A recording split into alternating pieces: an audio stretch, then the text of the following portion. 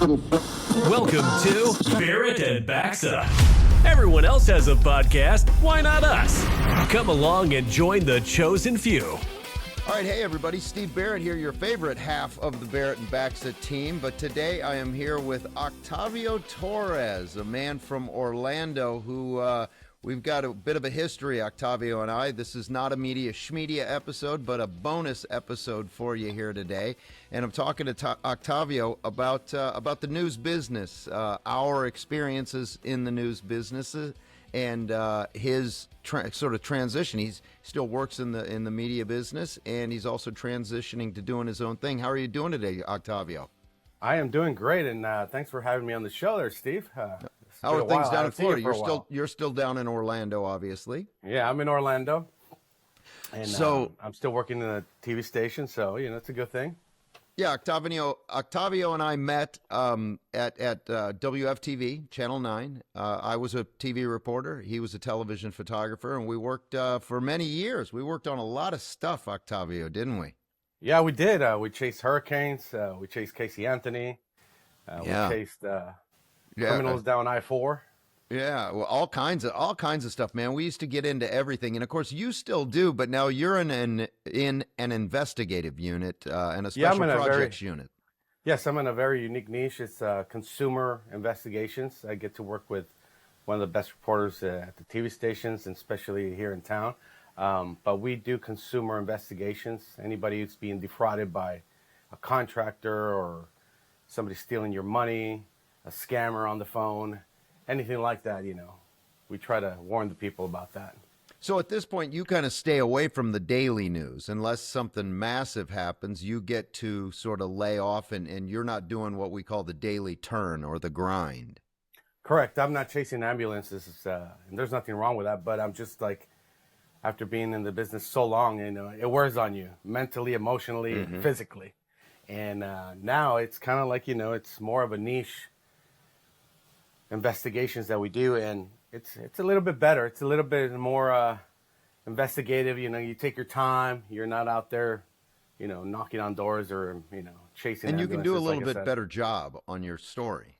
Correct. It takes us a while to produce these pieces, and then it makes for a better presentation when you see it on television.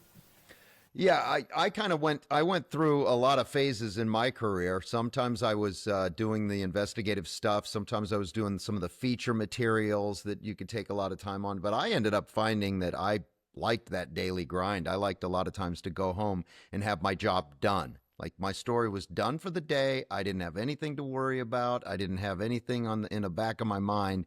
If you're doing the daily news, the breaking news, your day ends and it is over, and there's nothing for you to worry about until the next day. And I kind of found that I liked that. But Octavio, you're very good at what you do, man. You are a great editor, a great photographer. So for you, I'm sure that you like to be able to take the time and do it right. Light your interview subjects properly, edit your pieces properly. Yes, so we do take time, and sometimes we have right now we have 5-6 stories in the back burner, just kind of we got an interview, but we still got to find the other element, the other side to the story. So we do have you are not done on a daily, like you said, on a general assignment to where you start at the beginning and by 6:30 p.m. you're done. No, this, it kind of the work goes with you home because you're still thinking about it mentally, but it gives you a chance to kind of put out a better product and make the things look a little bit better, put a little bit more effort, get both sides of the stories, give the chance to, the other side to respond. So it is a unique position that I am, and I really love it. It's really good. It's good for me at my age now. And I can tell you one of the other things you're lucky for is my understanding is now you're working with the fantastic Jeff Deal, right? Yes, Jeff Deal. I get to work with him. He's if I had to pick one, he'd probably be it. Dude, he's the calmest, coolest guy that you could work with. And I never, I sat next to Jeff for many, many years. And at one point then across from Jeff, because I moved around the newsroom a little bit in terms of desks. But man, Jeff, I was always amazed. He was always so calm, cool, collected. He was it, man. There's nothing that can fluster Jeff, it doesn't seem. Yeah. No, he's a great guy to work with. And I work with him in general assignment too. And we've chased hurricanes also together. And he's a great guy to work with. No complaints there. What? 5-star review there. All right, I love you know me. I love to talk about hurricanes, man. What's your favorite hurricane? Like, what was your? I don't know whether it was the excitement of it or the danger, a dangerous situation. What's your one hurricane go-to story when people ask you about chasing hurricanes? I think my first one coming here to Florida, I knew there was hurricanes.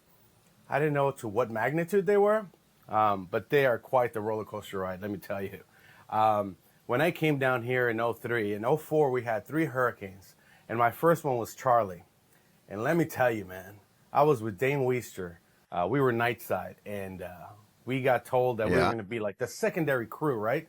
Not the guys in the brunt of it, but like the backup, right? And we're like, all right, cool. And we were going to take it up on, we're going to face the storm at midnight or like at 10 at night. So it was going to be a night storm.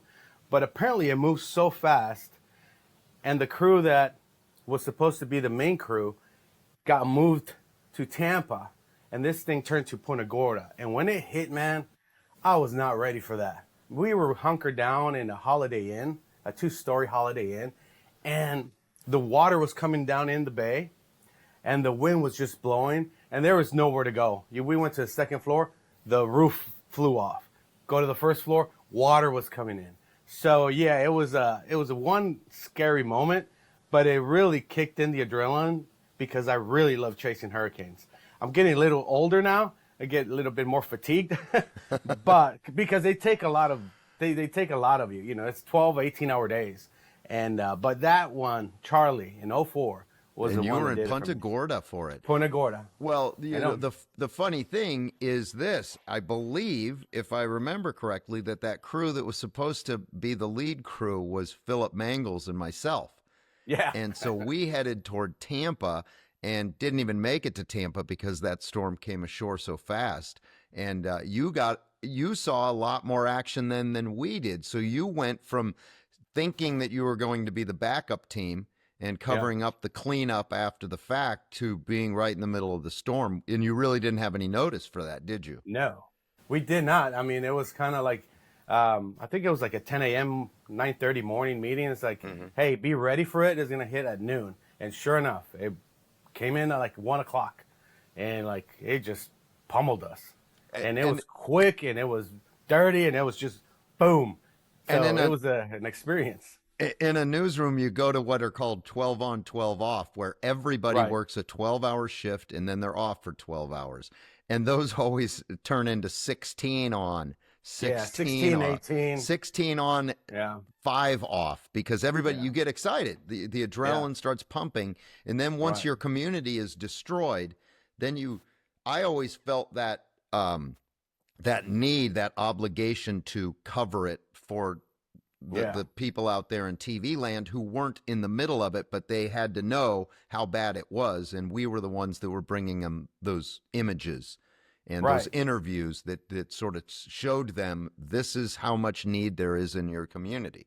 Right. And I mean, when we rode out that storm in the hotel and we came out, everything was disaster. It was disaster everywhere. The hotel, our van, our windows got blown out.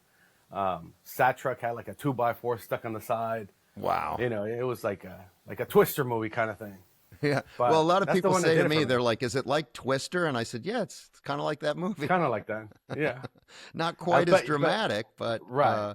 And we have like a week advance. Yeah, we don't put ourselves in that much danger. We're a little bit smarter about it than they are in the movie. But that year, that was 2004. So that year, they just kept coming, too. So that was the year that there was Charlie, and then there was Francis, and then there was Gene. And then, like, I think, was that the year of Ivan, too? I mean, we had... No, we only had 3. I think it was Gene and Francis. Yeah. And it was Charlie, like, Gene, we Francis. only had, So when you work a hurricane, you work... the beginning, the preparation, the actual hurricane, and then the recovery, right? So these hurricanes came back to back that we were just it was like a one big storm because we started with Charlie and, we ended at the end of the third one and it was kind of like, we are all exhausted. Didn't they start sending us some crews from Atlanta too? down Yes, from we always get help from our other WSB? sister stations. Yeah. Yeah. Yeah. Okay, I've got one story with you that I loved. You and I were covering some flooding. It was over in Volusia County in the Daytona area. Yes. I And forget what hurricane that was. yeah, so I remember the mayor at the time owned a car dealership. So he put us in the back of one of his big four-wheel drive pickup trucks, and we were able to get some really good video one day. Yeah. We went back to the newsroom, and the news director was like, "Man, that was great. How'd you guys pull that off?" We said, "Well, he put us in a 4x4, and we just went cruising around." So the next thing we know, Bob Jordan sends Dave Cyrack down to a rental. I don't know what rental car agency it was, but they rented us a Hummer. Do you remember Yes. when they rented It was that great. big red Hummer? It was like Hummers were like a thing back then. Yeah, and they were luxury vehicles, and they Leather were. interior.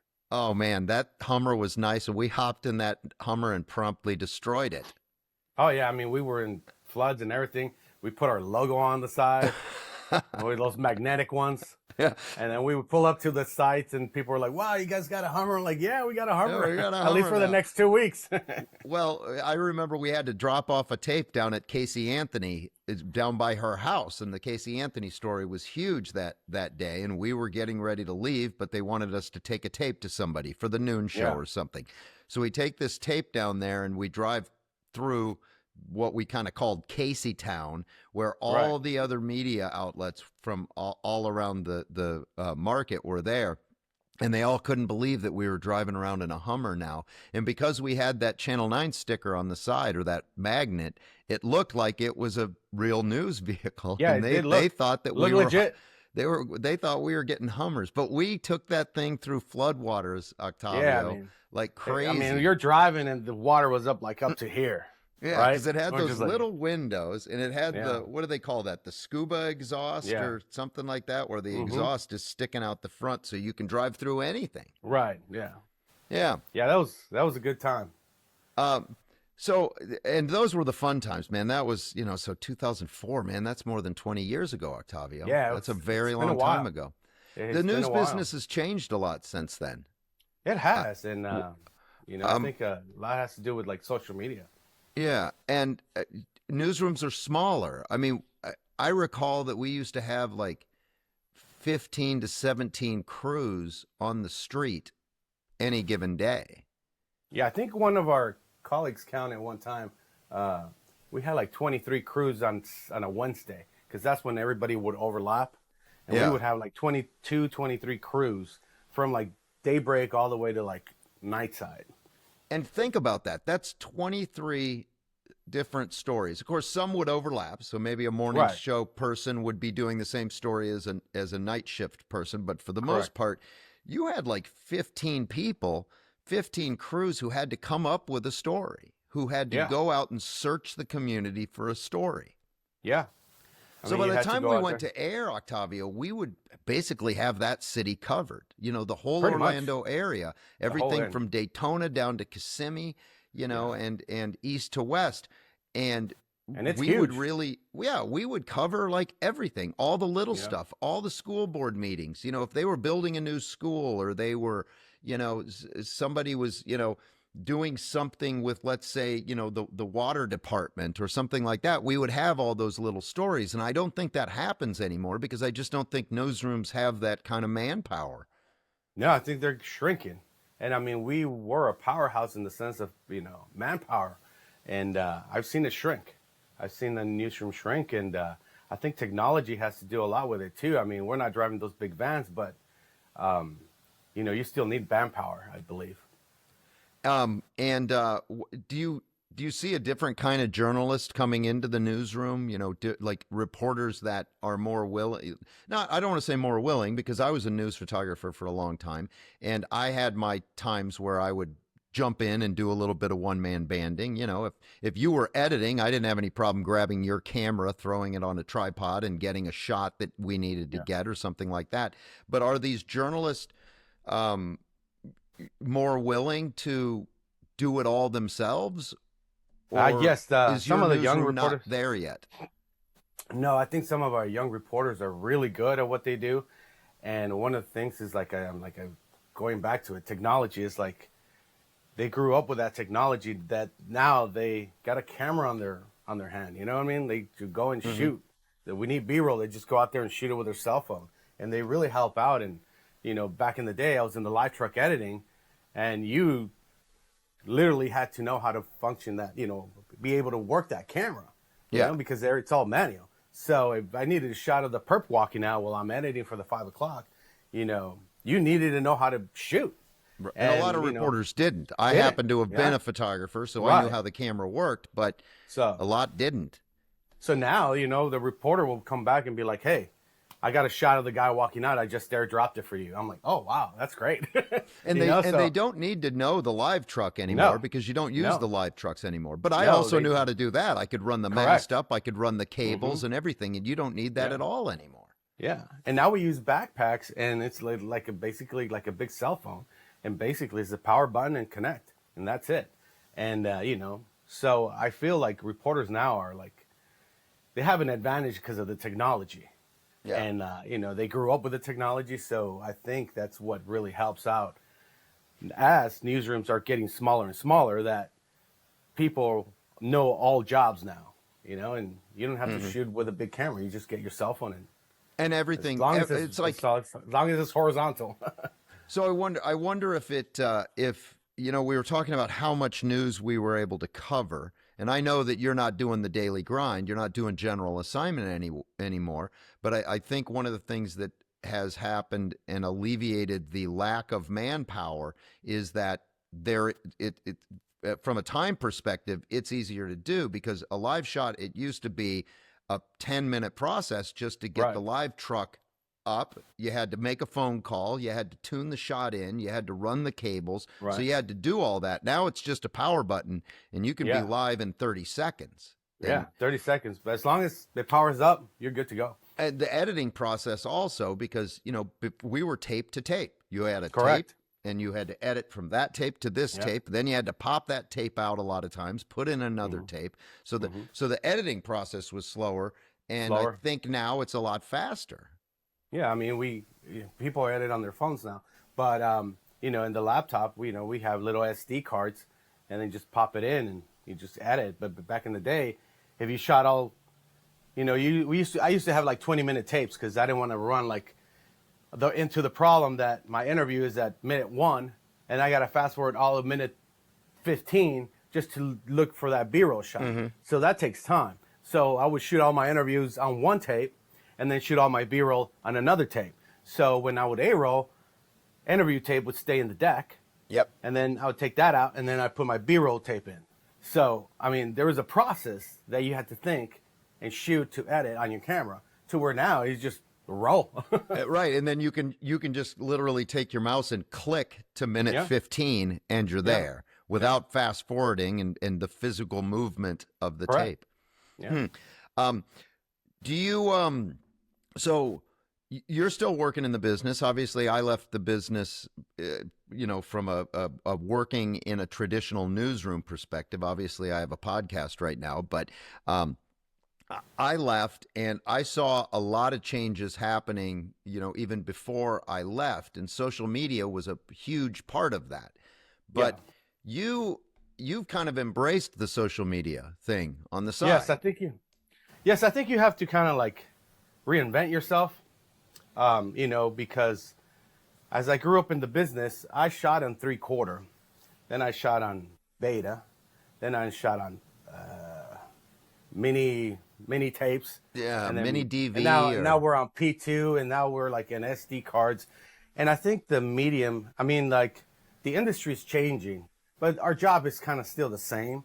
It's just a different format. And that's the way I kind of describe it to myself, to convince myself.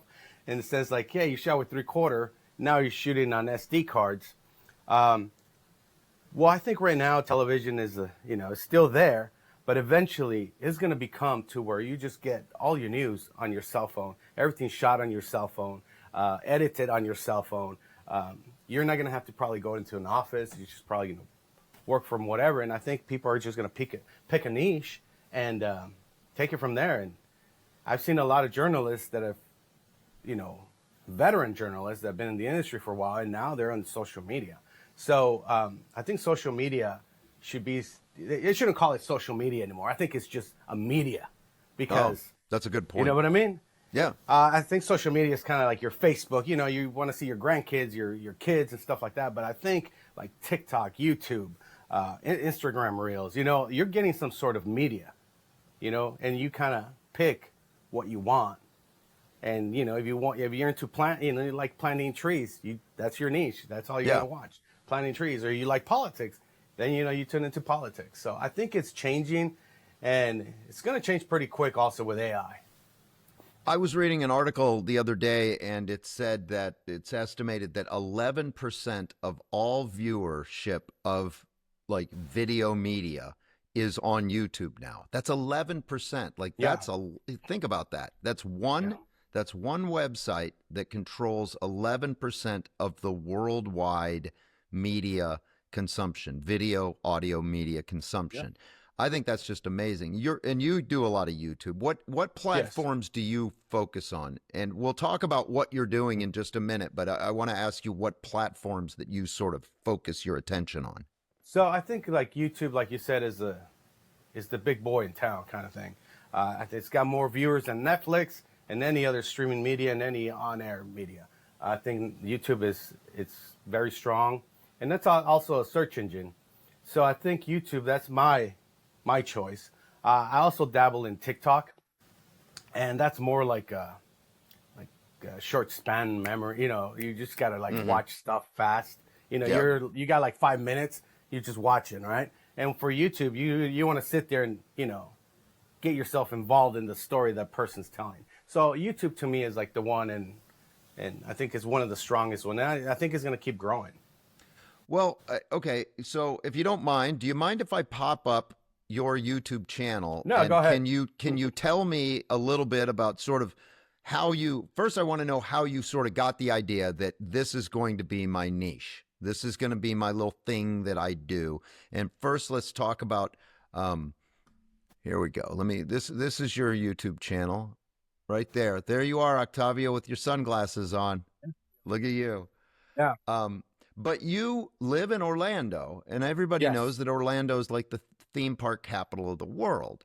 So, so you decided that you were going to really try to do the theme park thing. Yes. And it was not nothing that I just kind of came up with yesterday. When I got into photojournalism, the way I got started was I used to work for Univision, and I got into shooting video, and the chief photog showed me how to shoot and all this good stuff. But the reason I was attracted to it is because he shot entertainment. I love entertainment. I love, showing people having fun. And that's kind of like since the beginning. And when I moved to Orlando, I was like, man, they should have like a TV show just on theme parks, right? And nobody ever did it. I never saw nobody do it. And I was like, man, if somebody had a budget to just go out in theme parks, that would be a great show. And because I used to do TV magazine shows too, other than news, that was an idea I had in the back of my head. So forward a few years later, when cameras got cheaper and your cell phone, I would always shoot my vacations. And my wife's like, well, why are you shooting so much? I'm like, it's just a thing in me. Like, I don't know if it's the ADD or whatever, but I got to be shooting. I can't just be relaxing on the beach. I got to be shooting the waves. I got to be shooting us having a cocktail. It's just, I don't know. I can't stay still. So she goes, well, there's no sense of that because nobody's watching it. It's sitting in your closet on a tape or on a hard drive. And like, you're just wasting your time. Like, you should at least edit them. I'm like, but where I'm going to put them? He goes, put them on YouTube. So that's what I started doing. And that's how I kind of picked a niche because I love, shooting us having fun other than what I do for a real job, which is murders, people getting scammed, people getting hurt. So it's a very, 180 of what I do. I just got. Well, I thought maybe you put more thought into it when you started to do it because it's very well produced. I mean, it looks really good, and you get a lot of viewers. Like there are a lot of people that enjoy your content. I know a lot of it is also like food related. Like you like to go to the food festivals and things like that. And I think if you pick a niche on YouTube or whatever you're going to do, you got to do something you love, right? Because I was not doing it with the intentions of people watching it. I was doing it as a creative outlet. I was doing already. All I needed was to edit and post it. And with my experience in photojournalism and, being in the industry so much, that's why probably some people might think, hey, his product looks a little too much for YouTube, or it probably needs a little bit of work. But it's because, what we do, we were in the media for so many years, and we're still in the media for so many years. And that's my intention. It was a creative outlet for me to put out on YouTube.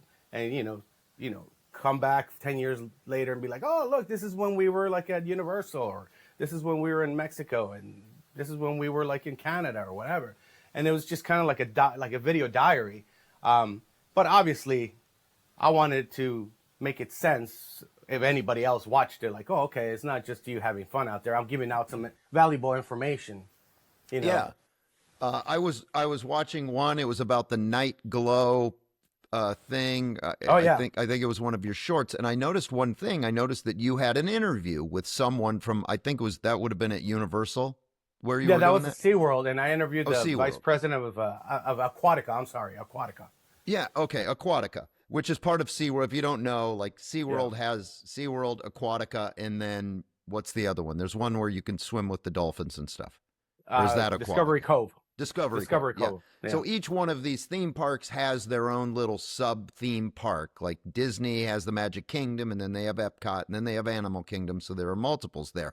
But so traditionally, like that person in that PR office at Aquatica or at SeaWorld would get a phone call from a TV reporter, right? Hey, I'm with WFTV.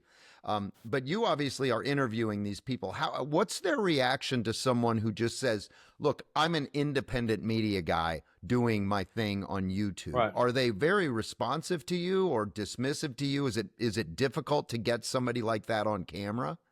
I know it's very, very different now. I don't know if you remember back in the day when we got invited to these things as media. Right, I do. And they would roll out the red carpet for us. Yep. Well, let me tell you, the social influencers and people that are doing independent media get the carpet rolled out a day before we do.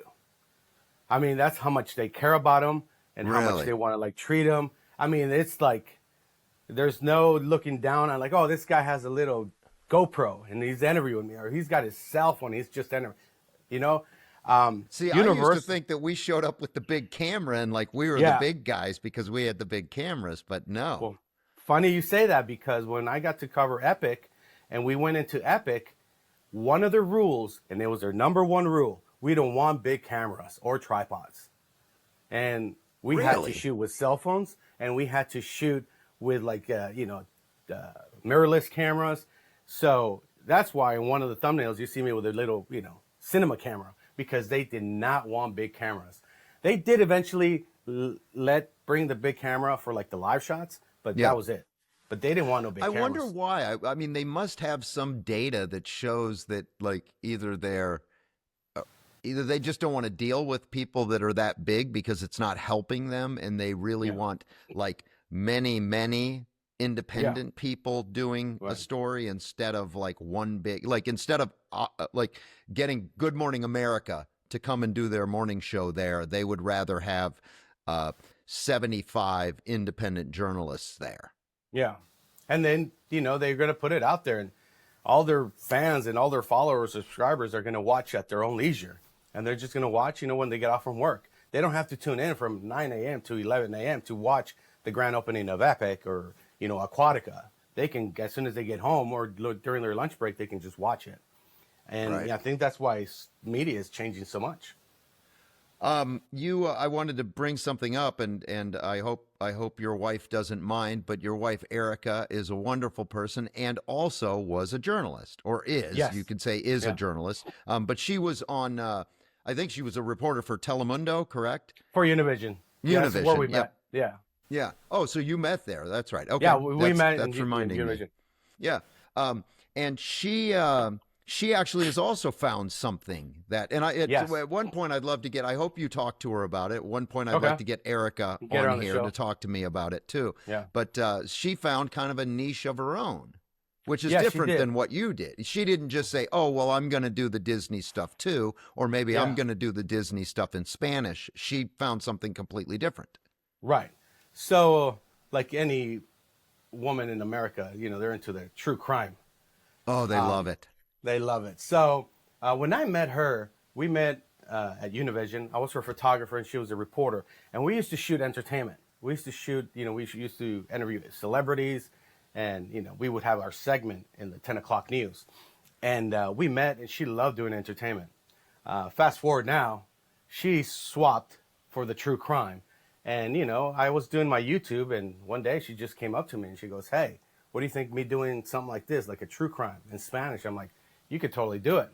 And sure enough, she loved to write.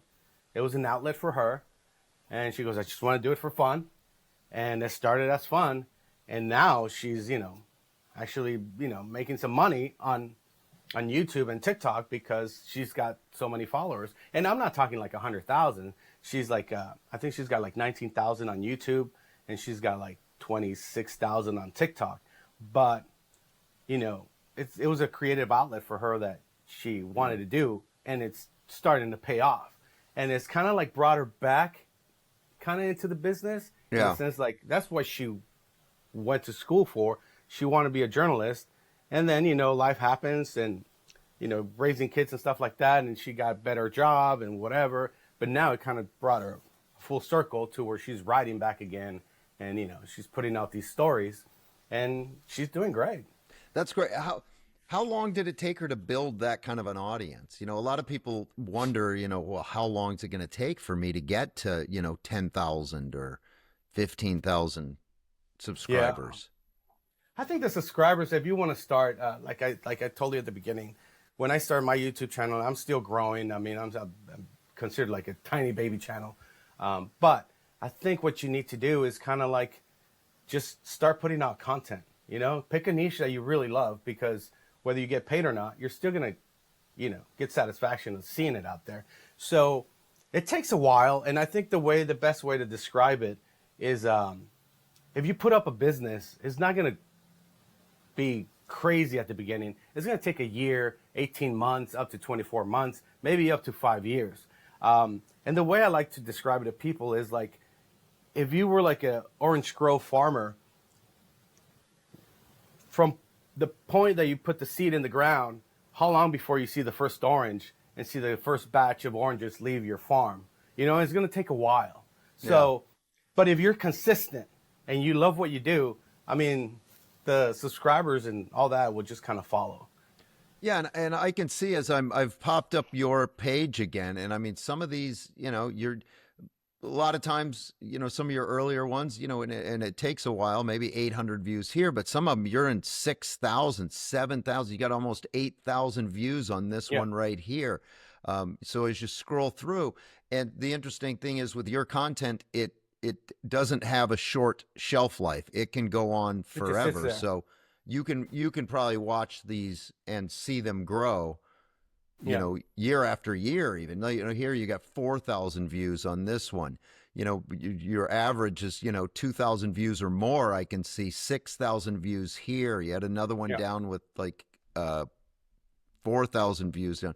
So it's interesting to watch this happen here. I'm going to stop sharing this real quick and come back to you. But no, I think it's a very interesting thing that journalists are doing. Journalists like us are finding a different way to get their message to people and the creative outlet. Because certainly, when I left television, I didn't know what to do. It was 35 years of I was waking up every day, producing something, airing something.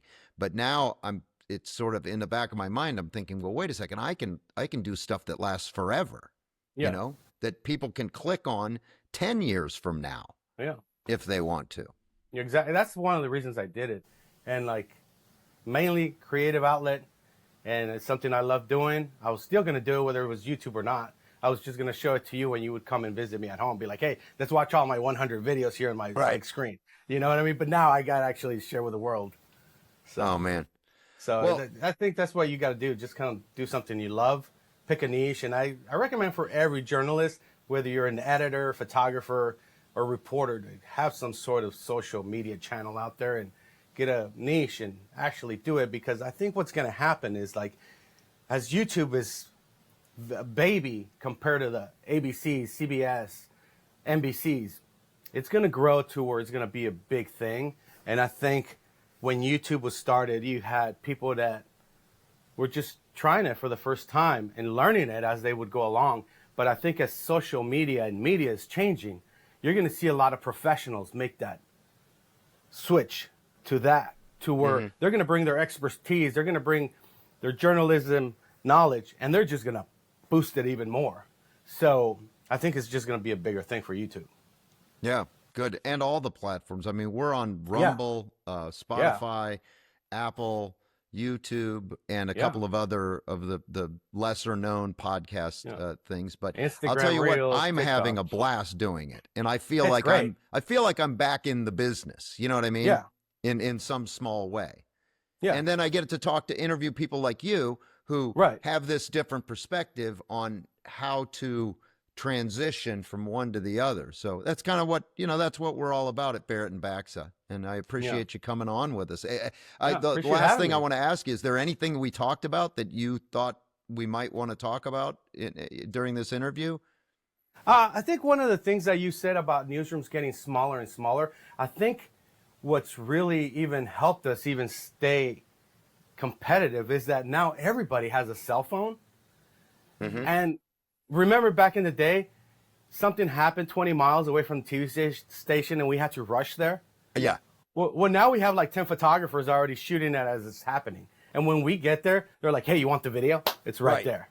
Yeah. So that's another thing that's kind of I've seen changed to where like everybody has a camera and something's happening, they're shooting it right there, and then the world sees it within seconds. Yeah, so that's another thing I want. 20 years ago, you'd be really, really lucky if you showed up and there was one guy with a camcorder who happened to have captured something. Fires were always the good one, because people would come out of their house, the house across the street would be on fire, and that takes a little while for a house to burn. So they would come out, and you'd always sort of scour the neighborhood and say, hey, did anybody get any video of this fire burning? Because remember, we used to want flames. You'd get there and the house would already be burned down, and then you'd say, well, does anybody have flames? I don't know why. That was a little sick of us to think that way. Like, hey, we want to see the flames burning this poor person's house. But we just wanted to make the viewer think, it actually did burn. Yeah. Well, dude, hey, man, I appreciate you coming on with me. I know it's early, and I know you have to go do your day job now. Yeah, I got to do my day job. So, but, I get to play with cameras and drones all day. So is it a job? It is. Well, it is a job because you get paid for it. But I guess so, otherwise, right? it's a hobby, man. Yeah. All right. Octavio Torres. Hey, man, thanks for hanging out with me. Thanks for having me, Steve. Well, that's it for this episode of Barrett and Baxa Media Schmedia. Like, subscribe, and do all that other stuff podcasts want you to do.